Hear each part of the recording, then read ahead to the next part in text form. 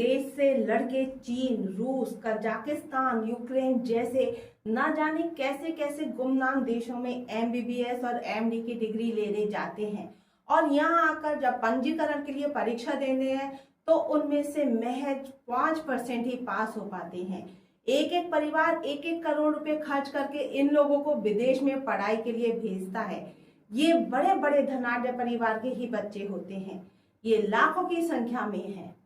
सरकार को समझ में आ चुका है कि जबरदस्ती सीट कम करने और एमबीबीएस की कृत्रिम कमी रखने से कुछ नहीं होने वाला, सिवाय इसके कि लाखों संख्या में लोग देश का पैसा इन विदेशी मेडिकल संस्थानों में खर्च कर डालते हैं। देश के नीट परीक्षा का कट ऑफ घटाया जा रहा है। नीट पीजी में भी सीट खूब बढ़ चुकी हैं। वहां सीटें खाली जा रही हैं। इन्हीं सीट को पाने के लिए करोड़ों रुपए लोग खर्च कर डालते हैं, लेकिन देश के नहीं बल्कि विदेश में। वहां से आने के बाद भी डॉक्टर नहीं बन पाते थे, क्योंकि पंजीकरण के लिए जो परीक्षा थी वह पास नहीं कर पाते थे। हर साल लाखों करोड़ों रुपए का घाटा था। सरकार ने 10-15 हजार करोड़ खर्च करके हर साल 1 लाख करोड़ बचाने का फैसला कर लिया। कुछ ही सालों में हमारा देश नर्सिंग के तर्ज पर मध्य एशिया और अफ्रीकन देशों में डॉक्टरों की सप्लाई का सबसे बड़ा स्रोत बन सकता है। डॉक्टर लोग दुखी हैं कि जितनी बड़ी संख्या में सरकार मेडिकल कॉलेज खोल रही है, उससे भविष्य में एमबीबीएस का क्या होगा। इतनी बड़ी संख्या में एक देश में बीटेक के कॉलेज खुले थे तो क्या हो गया? क्या आज आईआईटी के प्रमुख संस्थानों के लिए क्रेज समाप्त हो गया? क्या एनआईटी के शानदार संस्थानों में जाने वालों का क्रेज खत्म हो गया? नहीं हुआ है। हाँ, देश में इंजीनियरिंग के क्षेत्र में हर रेंज का मैन पावर बढ़ गया है। जब मार्केट में उनकी डिमांड कम हुई तो अपने आप ये कॉलेज बंद होते चले गए और एक ऐसी स्थिति पहुंच गई है जहां अब डिमांड और सप्लाई दोनों एक दूसरे से मैच कर चुके हैं।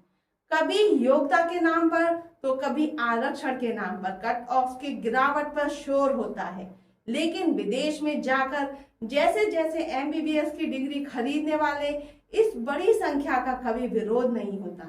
तो क्या ये 95% लोग जिनका पंजीकरण नहीं होता वह प्रैक्टिस नहीं करते? सब करते हैं। बड़े बड़े अस्पताल में ईएमओ का काम करते तो आयुर्वेदिक और होम्योपैथिक पढ़ाई ही करते।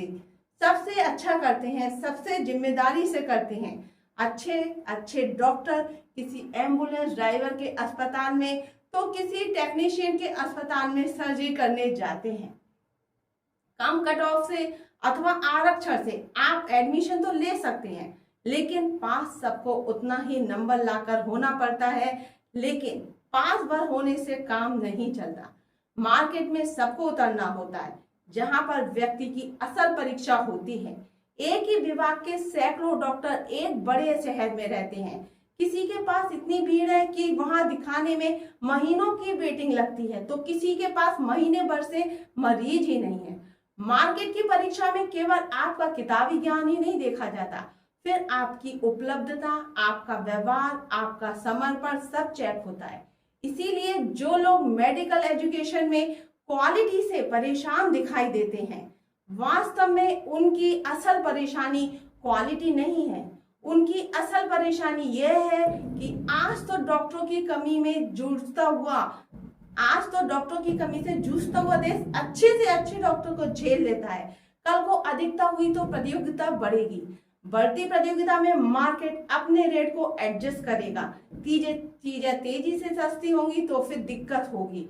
डॉक्टरों को अपना कंफर्ट जोन छोड़ना होगा, जबकि ये सब केवल एक आशंका भर है।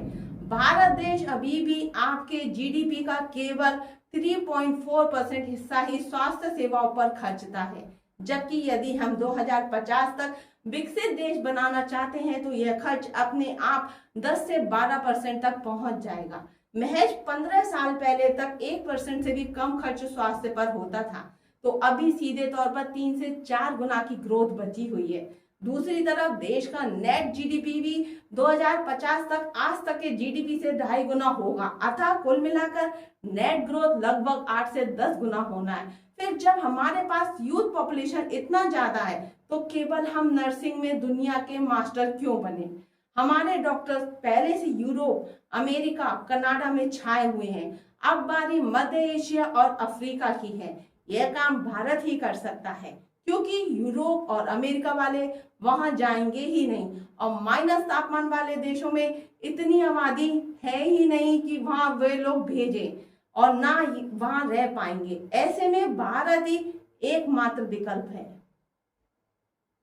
तो इस मामले में आपकी क्या राय है, कमेंट बॉक्स में जरूर लिखिएगा।